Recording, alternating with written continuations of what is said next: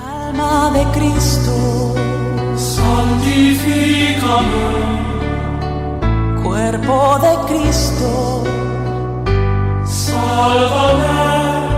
El pasado domingo 2 de junio celebramos la solemnidad del cuerpo y de la sangre de Cristo y el Día de la Caridad. La Catedral de Santander acogió numerosos fieles, las cofradías penitenciales, trabajadores voluntarios y donantes de Cáritas, adoración nocturna, así como autoridades municipales, militares y las fuerzas del orden.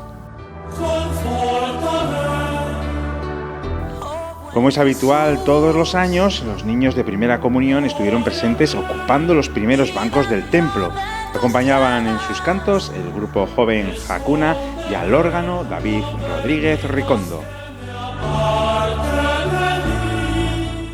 La Eucaristía estuvo presidida por nuestro obispo Arturo Ros Murgadas y concelebrada por el Cabildo de la Catedral.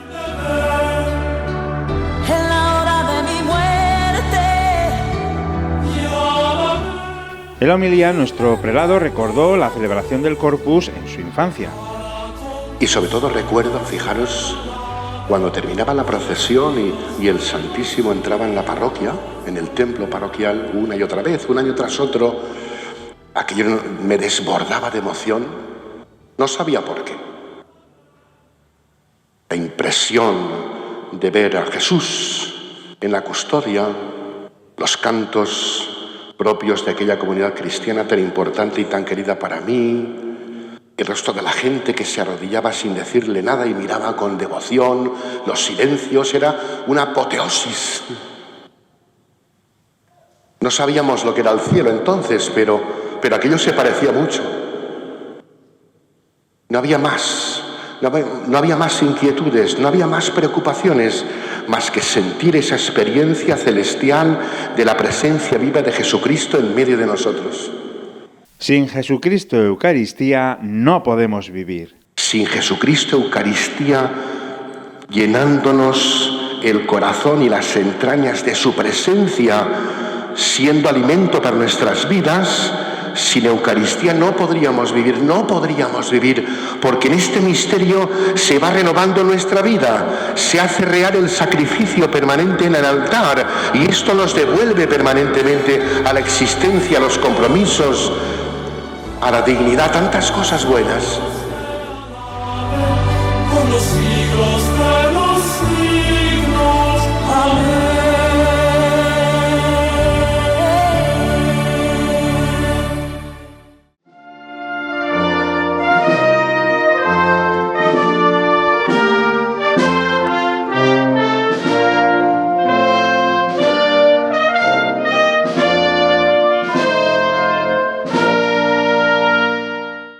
Tras la Santa Misa, la procesión recorrió las calles del centro de Santander.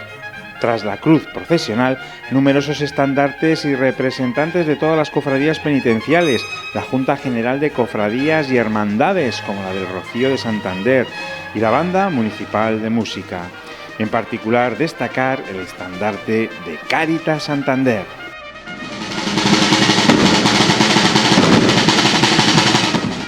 La custodia con el cuerpo de Cristo recorrió las calles de Santander con el propósito de llevar la presencia de Cristo a todos los viandantes y ciudadanos.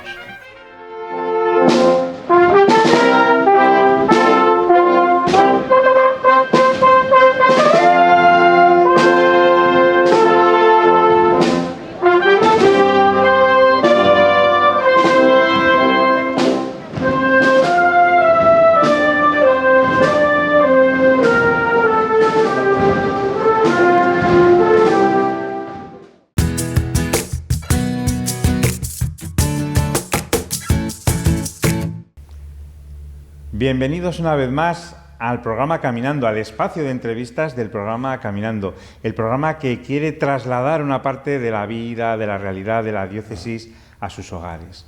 En esta ocasión, con motivo de la solemnidad del cuerpo y de la sangre de Cristo, del Corpus Christi, hemos querido entrevistar aquí en el Obispado de la Diócesis de Santander a nuestro vicario episcopal para la acción caritativa y social. Bienvenido, Ricardo Alvarado del Río, ¿no? Bien hallado, Arturo. Bueno, Ricardo, para hablar de Cáritas Santander podríamos haber entrevistado a nuestro obispo, que es el presidente de Cáritas, a la directora Sonsoles o a la secretaria Raquel, pero hemos querido entrevistarte a ti como vicario episcopal para la acción caritativa y social. ¿Qué vinculación tiene esta vicaría con Cáritas?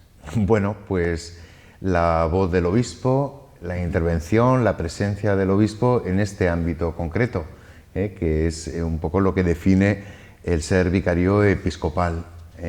Entonces, bueno, pues Cáritas forma parte, digamos, de lo que es la acción caritativa y social de la Iglesia, una de las muchas partes, y bueno, pues me corresponde estar acompañando y velando pues para que los fines fundacionales se cumplan. Bueno, Ricardo, como se suele decir, ¿qué hace un hombre como tú en una vocación como esta, en la vocación sacerdotal y en este último nombramiento de vicario episcopal? Bueno, pues la verdad... ¿Cuál es un poco tu recorrido vocacional? No lo sé. A ver, de pequeño, ¿no? De chico, no ¿cómo te vino la vocación? Bueno, lo cierto es que mi vocación se empieza a fraguar, pero todo esto debido también a una mirada retrospectiva que haces de tu vida, ¿no? Que quizás en ese momento de tu vida tú no le ponías nombre, pero se fue fraguando desde muy pequeño. Pero Ricardo, ¿cómo surge tu vocación? ¿A través de un sacerdote, de la familia? ¿Cómo surge esa vocación? Claro, para mí fue determinante que un amigo mío, de quien nadie esperaba en aquel entonces, porque trabajaba en la parroquia como trabajaba yo, como catequistas, en el grupo de jóvenes, decide entrar al seminario. ¿Ah, sí? Bueno, entonces aquello fue, digamos, un despertar para mí. O sea, aquella situación me interpeló y sacó y afloró todo aquello estos destellos, ¿no? que van surgiendo en estos referentes a través de tu vida, parece que empiezan a recobrar un nombre, ¿no? y un sentido, vocación. Dios mío, ¿la tendré yo? Simplemente fue este hecho. Sí. Aquella situación de aquel amigo mío me interpeló. ¿Él continúa de sacerdote? Pero te animó. Continúa, desde luego, seguimos siendo grandes amigos. De hecho, soy padrino de una hijada, tengo mi hijada, es hija de ellos. Él se casó felizmente con tres hijos, pero aquello a mí me suscitó. Sí, fue el detonante. Bueno, ahora, como decíamos, aunque una parte vamos a hablar de Cáritas, pero esa vicaría de la cual es la vicaría, hemos dicho, episcopal de la acción caritativa y social, tiene más atribuciones, tiene más competencias, además de Cáritas, ¿no? ¿Qué más competencias tienes? Claro, sí que es cierto que, bueno, desde siempre se le ha atribuido a Cáritas esta cuña, ¿no? Es decir, es como el brazo caritativo de la Iglesia. Bueno, yo siempre digo que es uno de los brazos caritativos de la Iglesia, ¿no? Hay cantidad de organizaciones o de secretariados, delegaciones que apuntan realmente a dar respuesta, ¿no? Pues a los preferidos de Jesús, que son los más vulnerables. Entonces, dentro de las competencias, además de Cáritas, pues está también Proyecto Hombre, está Manos Unidas, está la pastoral penitenciaria y una serie de pastorales quizás igual más específicas, pero sobre todo también la pastoral de las migraciones. Sí, que como es importante, ¿no? Bueno, es de mucha actualidad. ¿Por qué la solemnidad del Corpus Christi es Día de la Caridad y un día tan importante para Cáritas? Hombre, es el día que representa lo que significa la donación, ¿no? De aquel que muriendo en la cruz se donó, ¿no? a la humanidad, venciendo precisamente todo aquello que puede encorsetar al hombre, que le puede limitar, pues venciendo lo que es a la muerte, ¿no? como el destino final, ¿no? Pues dándonos lo que es la esperanza de la resurrección, ¿no? Todo eso conforma, digamos, una gratuidad, una generosidad, que es lo que determina que el día del Corpus Christi sea destinado también al mismo tiempo no solo recordar lo que es la Eucaristía, como centro y culmen para la vida de los cristianos, cómo es a través de la Eucaristía nace y brota la Iglesia, y sin esta tampoco se entendería la Eucaristía. Es decir, bueno, pues todo esto, digamos, nos lleva a tener delante de nosotros un círculo muy solidario, muy fraterno, en donde se condensa también pues esa Eucaristía, donde hay que llevar, ¿no?, también en ese altar donde se da realmente ese sacrificio real, ¿no?, y presencial de Cristo vivo en la Eucaristía, pues la vida de todos aquellos por los que Cristo murió, que son pues los más pobres, los más sencillos, y creo que es un día pues realmente en el que va muy, muy, muy de la mano. Ricardo, seguimos hablando de Cáritas. ¿Cuáles son desde que has llegado, la verdad que no tienes mucho tiempo, pero conoces Cáritas de hace tiempo porque eres párroco de Bezana, claro, y ahí está la Cáritas parroquial también, y además lo conoces porque has sido vicario, bueno, de pastoral, pero bueno, estás metido bastante en el tema. ¿Cuáles son los retos, las preocupaciones en este momento que están más en tu corazón con respecto a Cáritas?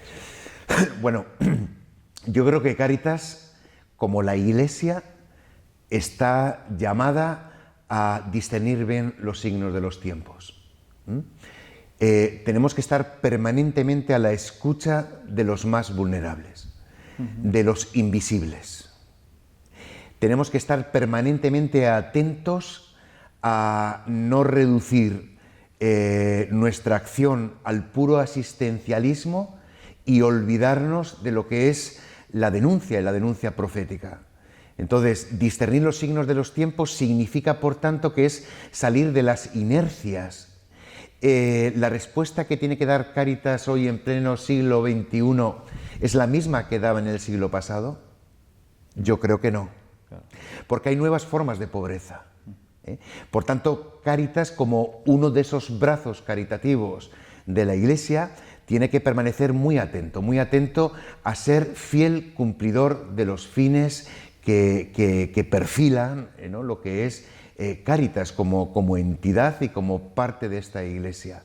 Estar muy atentos especialmente a los más invisibles y derrochar todos los recursos, derrochar, lo digo en el sentido gratuito y de generosidad, todos nuestros recursos humanos, logísticos, económicos, a los más vulnerables, sin ningún tipo de interferencias que diluya lo que es la esencia de Cáritas.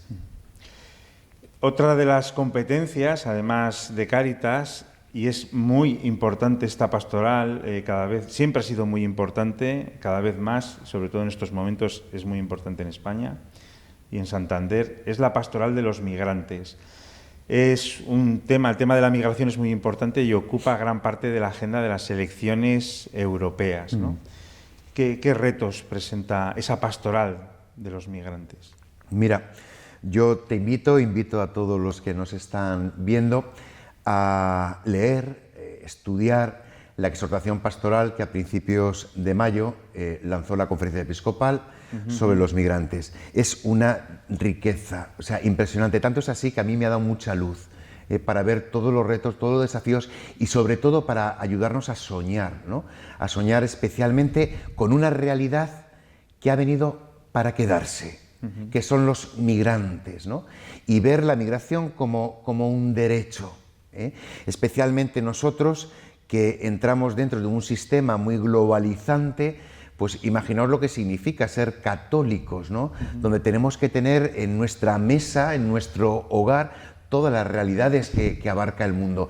Yo me pongo a pensar en los tiempos aquellos donde la primitiva comunidad cristiana atendía a los elegidos, que eran los judíos, pero ¿qué pasaba con los gentiles, no? Bueno, pues había incomprensiones, incertidumbres, hasta que se fue viendo realmente que el Dios de Jesucristo, el Dios de nuestra historia, es un Dios que sale en todo rincón, en todo pueblo, sin distinción de raza. Bueno, entonces, por tanto, la realidad de la migración es una realidad que ha venido a quedarse. Es injusto que se ideologice o que se utilice la migración como un arma arrojadiza ideológica o política. No, la migración la componen esos seres humanos a los que estamos llamados, ¿no?, a tratarlos como hermanos, a sentarlos en esta plaza que es el mundo. Por tanto, a mí me parece que es clave esos 4 verbos que utiliza el Papa Francisco de cara a cómo articular una acción, una pastoral a este círculo que ya forma parte de nuestro mundo y que ha venido para quedarse concretamente en nuestro país y en esta vieja Europa, que es la acogida, la promoción, la defensa y la integración. Estos 4 verbos tienen que, en ellos se hunde, digamos, de alguna manera toda acción de la Iglesia. Por tanto, creo que estamos ahora mismo intentando poner nombre, diseñar algo también para nuestra diócesis, donde trabajemos mucho más en red. Esto no es exclusiva de Cáritas ni de otra persona, esto es exclusiva de la Iglesia. Por tanto, qué bonito sería que todos los carismas de nuestra Iglesia trabajáramos en red para dar respuesta a lo que significa acoger a la migración, a proteger a los migrantes, a promover a los migrantes e integrarlos, ¿no?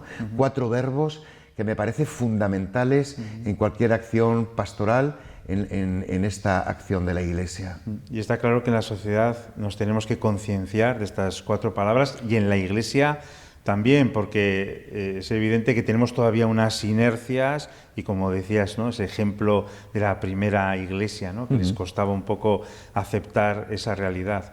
Lo que está claro es que para el 29 de septiembre, que es la Jornada Mundial del Migrante y del Refugiado, ya se ha publicado un poco esas palabras que va a dirigir el Papa y que nos anima a romper a esas inercias, ¿no?, diciendo que ese encuentro con el migrante es un encuentro con Cristo, ¿no?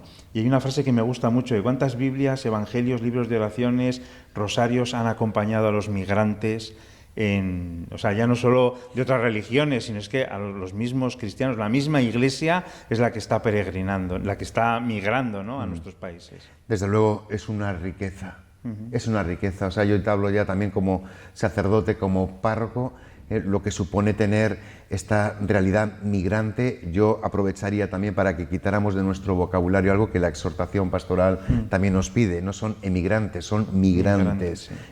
Y los hijos de los migrantes tampoco hay que ponerles esta etiqueta. O sea, son ciudadanos de este mundo que comienzan a insertarse en nuestra vida y que forman parte de nuestras comunidades parroquiales, en nuestras comunidades cristianas, y que suponen una gran riqueza y una revitalización de ese adormecimiento también de la fe en nuestra vieja Europa, en nuestro país. Pero, por ejemplo, ¿qué pasos se pueden dar ahí, concretamente? Bueno, tener en cuenta este trabajo sinodal, este trabajo en red, y poner al servicio de la Iglesia diocesana, en este caso, los carismas propios de las congregaciones religiosas, poner al servicio también de los migrantes como nueva realidad, a dar respuesta de toda nuestra logística, de nuestra infraestructura, pues para poder, insisto, dar fiel respuesta a su acogida, a su protección, a su promoción como seres humanos en toda su dignidad y, por supuesto, a su integración. Otra competencia de la Vicaría de la Acción Caritativa y Social es la pastoral penitenciaria, ¿no?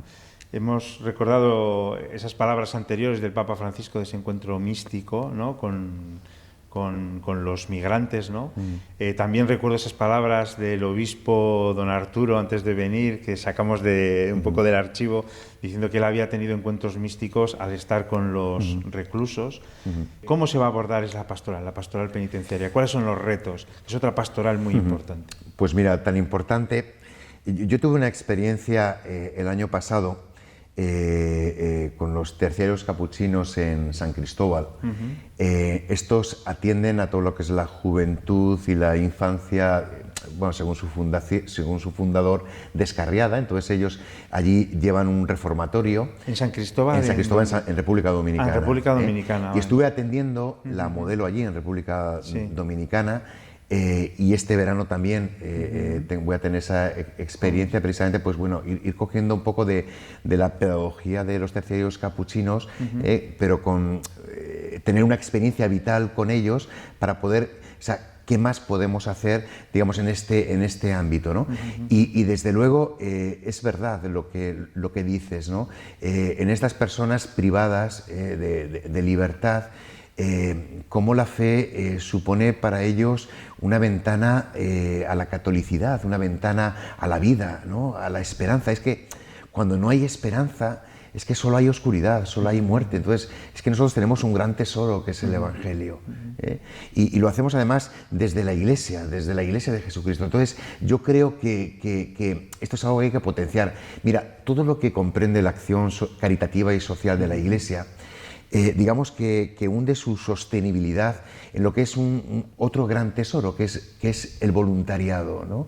A mí me parece que tenemos que dar a conocer todos los rincones en el que la Iglesia tiene que estar presente, ¿no? Claro. Y el voluntariado, tanto en Cáritas, como en la pastoral penitenciaria, como en la pastoral de la salud, es decir, es que es fundamental, porque allá donde haya un voluntario con los principios evangélicos, con ese sentido de pertenencia de la Iglesia, además de asistir, está llevando el Evangelio, ¿no? Está anunciando quién es el Salvador, quién es el verdadero liberador. O sea, entonces a mí me parece que son oportunidades que tenemos ahí y que tenemos que seguir trabajando. Hay otras competencias que son Proyecto Hombre, comentabas Manos Unidas, Pastoral de la Salud. Pastoral de la Salud, bueno, que eso sería un mundo ya cada uno de ellos tremendo. Yo creo que los vamos a tratar en otro momento con más detenimiento. Pero ahora viene un acontecimiento muy importante que es el Jubileo 2025. ¿Cómo afecta a esta Vicaría de la Acción Caritativa y Social el Jubileo?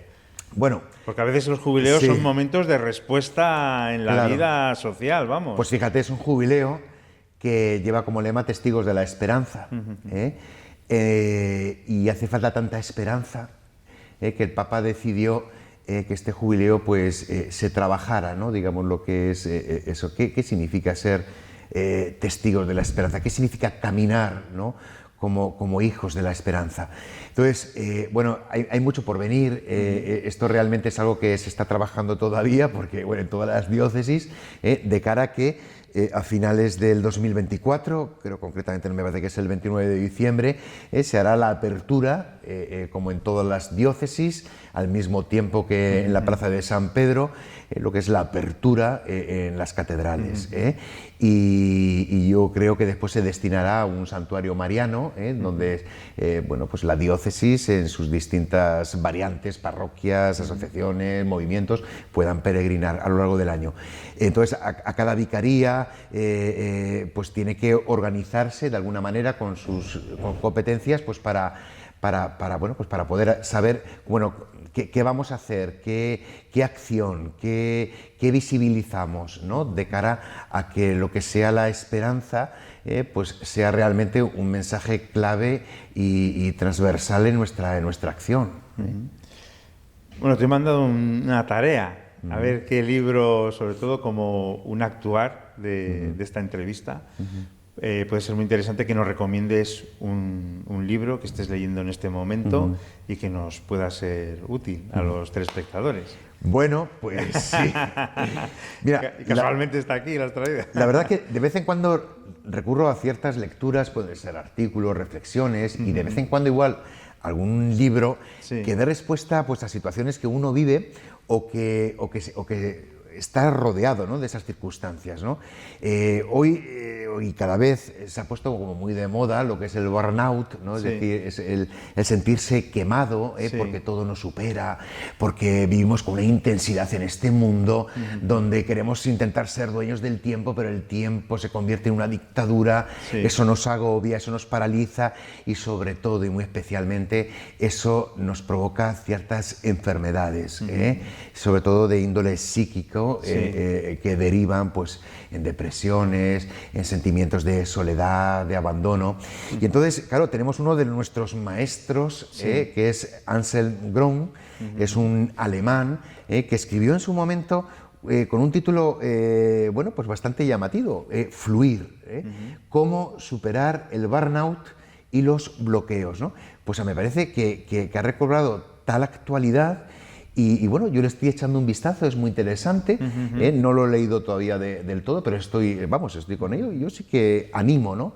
Animo a que esto que no es algo que solamente ocurre en la Iglesia, sino ocurre al ser humano en el día de hoy. Son titulares, además, de prensa, vamos. Pues claro, y me parece que desde el plano espiritual, desde el Evangelio, y como un hombre de Iglesia, como un maestro espiritual como él, pues nos da muchas respuestas, sobre todo nos da muchos mecanismos a cómo afrontar situaciones de este tipo. ¿Quién nos ha visto superado por el trabajo, por el estrés, por tantos acontecimientos que nos rodean? Bueno, pues ayudémonos de estos maestros. Pues es una lectura muy interesante, la verdad, para estos tiempos. Y bueno, también me han dicho que eres aficionado al cine. ¿Qué película? ¿Hay alguna película en especial que te interese? Que si sale en televisión te quedas a verla. Bueno, me gusta todos los géneros. Hay una película que yo nunca me canso de ver, por activa y pasiva, que es toda la saga, ¿no? del Padrino, que me parece impresionante, ¿no? Y quizás igual, mira, la he visto ya 3 veces, la semana pasada la volví a ver. Es una película, yo no sé si está en una plataforma de estas digitales, no lo voy a decir para no darle mucha publicidad, pero es La Cabaña, no sé si os suena. No. La Cabaña, muy interesante, porque, bueno, se da, digamos, la circunstancia de alguien que bueno, pues tiene una gran pérdida en la vida, ¿no? Su propia hija, y a partir de ahí, aquella muerte, el duelo le lleva pues a perder todo tipo de creencia, ¿no? Un hombre que a priori era un hombre muy creyente empieza a perder, ¿no? Pues ese sentido ya incluso hasta de la vida, ¿no? Y se da una serie de circunstancias en las que al final la respuesta para superar ese duelo era cómo ser capaces de perdonar, ¿no? No voy a decir eso, el cómo. Nada de spoiler. Pero qué importante es, porque aquella muerte de aquella hija se da en unas circunstancias bastante difíciles, pero cómo el perdón se convierte en una respuesta y una terapia formidable. Pues muy bien, la recomendamos. La Cabaña, que no se nos olvide. Ricardo Alvarado del Río. Muchas gracias, párroco de Bezana, ¿no? De la Santa Cruz de Bezana, y ahora vicario episcopal de la Acción Caritativa y Social. Qué bien. Y colchonero también, ¿no? Bueno, se nos olvidaba eso, que es importante. Ha sido del Atlético de Madrid, ¿no? Pero bueno, a ver, yo no sé si ya por vocación o si estaba llamado a esto, pero bueno, siempre con equipos donde hay que sufrir bastante, ¿no? Del Atlético de Madrid, pero hombre, del Racing también, del Racing siendo ahí. socio durante muchísimos años, o sea, sí, del Racing. Muchísimos años. Sí. Hasta que llegó aquella etapa un poquitín así inestable con los Peterman y aquel indio que nos vino. Aquello, la verdad, que sí que me desilusioné bastante, pero sigo al Racing, vamos, sufriendo ahora, vaya, ¿no? Pero no y con muchos disgustos. Pero pertenezco a esa generación de haber visto al Racing en directo, en Vigo, en la UEFA y con grandes intervenciones en la Copa del Rey. Bueno, eso se lleva y lo llevo en la memoria y en el corazón, vamos, siempre. Bueno, Ricardo, muchísimas gracias por atendernos aquí en la casa de la... No es la casa de la Iglesia, pero sí es el Obispado. Por supuesto, claro. Es la casa de todos, de la Diócesis de Santander. Muchas gracias y por esta labor, por este nombramiento de don Arturo Ros Murgadas, ¿no? Para llevar la Vicaría Episcopal de la Acción Caritativa y Social. Muchas gracias. Muchas gracias a vosotros y bueno, el Papa siempre dice, oye, recen por mí, ¿no? Pues la verdad que para llevar este tipo de responsabilidades es muy necesario y yo lo creo, que recemos los unos por los otros.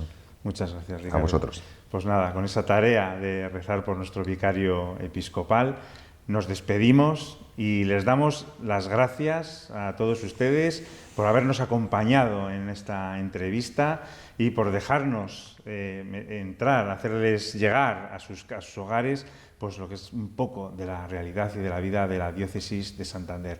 Muchas gracias y les esperamos en la próxima entrevista.